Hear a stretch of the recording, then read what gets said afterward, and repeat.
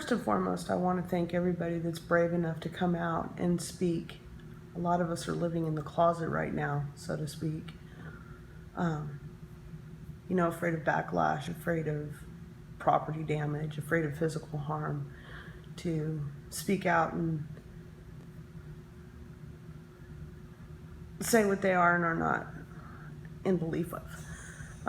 My walk away moment happened several years ago. And first and foremost, I voted for Bill Clinton. I remember the Monica Lewinsky scandal. I lived through it. I remember the Ken Starr investigation, the impeachment process. I remember all of it.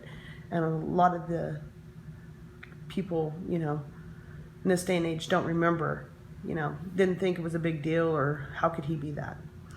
And I always, was pro-choice, pro-life, or pro-choice, I'm sorry, forgive me.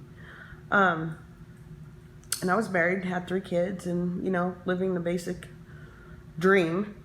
And in 2004, my marriage dissolved, and I picked up with my 3 daughters and moved to Texas from Las Vegas, where I was born and raised. Pretty liberal state, pretty liberal town anyway. And, settled down here in a semi-small town in Texas, wanted to raise my daughters, with the morality that I had. I had, through my divorce, become a born-again Christian, and, was trying to live a good life and just didn't want to be around the elements that Las Vegas, is built upon. So I'm here and I'm doing my thing and raising my girls, and I work in a kitchen, and this is going to, I want to say 2007, late 2006, early 2007.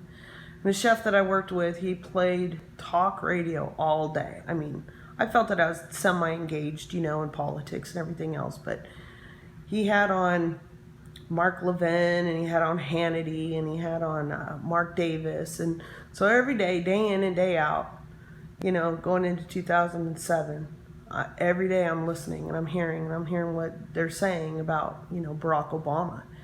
And I started really researching and looking into him, and really started understanding that this man is just smoke and mirrors, and nobody was vetting him. Nobody was looking into Jeremiah Wright. Nobody was looking into all of his associations, basically his ascension, to being the chosen one to become our president. And I started voicing these concerns to my sisters, one living in Colorado, one living in Vegas, and my twin brother.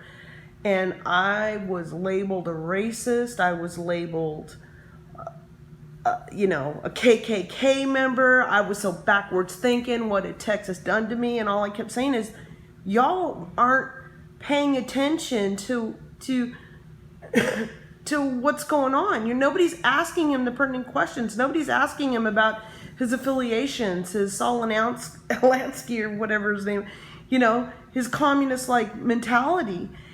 And he won, and I legitimately stopped watching the news. I legitimately stopped reading the newspapers, because I knew, I didn't know how much his policies or what he was bringing to the White House would affect my day in and day out. I'm a blue-collar worker. I work in kitchens, have for 25 years. And just this downward spiral of morality and and the race baiting and the tension and everything's racist, everything's racist, everything's racist. And I love everyone. I base my decision making on people for the content of their character, their work ethic, their honesty. I don't see color unless you make me see that, and then I call you out on it. I don't bullshit. We all bleed red. So I have gay friends, black friends, Mexican friends. I work with everything, with everyone, every race and religion you can imagine. And then all this intolerance about people voicing concerns about people of Muslim faith coming into communities and slowly entrenching their way in. And me and my husband lived in an apartment a couple years back, and there was this Middle Eastern woman who wore full hijab, she and like 3 other women lived in this apartment. There were never any men present except for the one day they moved in. And his name was Muhammad. And we introduced ourselves because we were coming home from dinner one night. We never saw Muhammad. We saw 3 women and like 12 kids that lived in this 3-bedroom apartment right next door to us. And I'm like, what?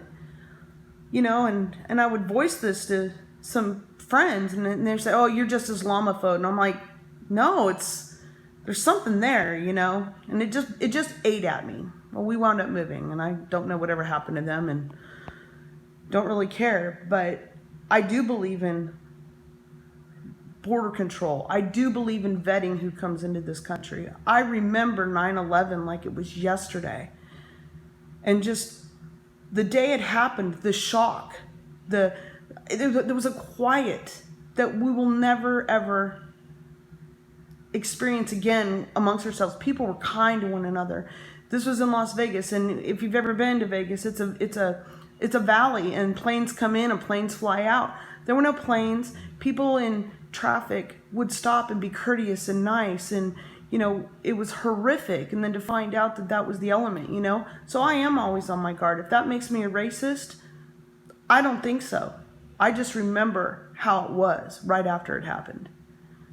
And I carry that with me all the time. I never will forget. And I try to instill in my daughters, you know, be vigilant about who's around you, where you're at. Anyway, I'm going on a tangent. So when Donald Trump came down that escalator, I knew. I remember following Hillary Clinton's career. I remember Benghazi, all of that. You know, just like, how is she not being held accountable? The body trail, Whitewater, all of these different things that people just seem to sweep under the rug. You know, she's paid for play. You know, what difference does it make? You know, has been corrupt. She didn't want to lose power. That's all it was about for her. She would have left Bill when all that happened with Monica Lewinsky, instead of sweeping it all under the rug, and Jennifer Flowers and all the others that have come forward that still don't get the time or the interviews, all the fake news. You know, they always swept that under the rug because you don't mess with the political machine. But when Donald Trump came down that escalator, I knew. I said, what does he have to lose? Just like he said to all the communities that have been led under Democratic leadership. They're third world countries. They are shitholes. Look at Chicago. Look at Baltimore. Look at Los Angeles. They're shitholes. And they've been run by Democrats since the 50s, 60s. What did we have to lose? That man has tried to keep every promise that he made on the campaign stump. Every promise. With the exception of all the obstruction that he keeps being met with in Congress. You know, their day of reckoning is coming as well. We are a silent majority. I ran away after Bill Clinton. I couldn't be happier with the direction that President Trump is taking this country in. I'm a proud American. My daughter serves in the armed forces. America first. Make America great again.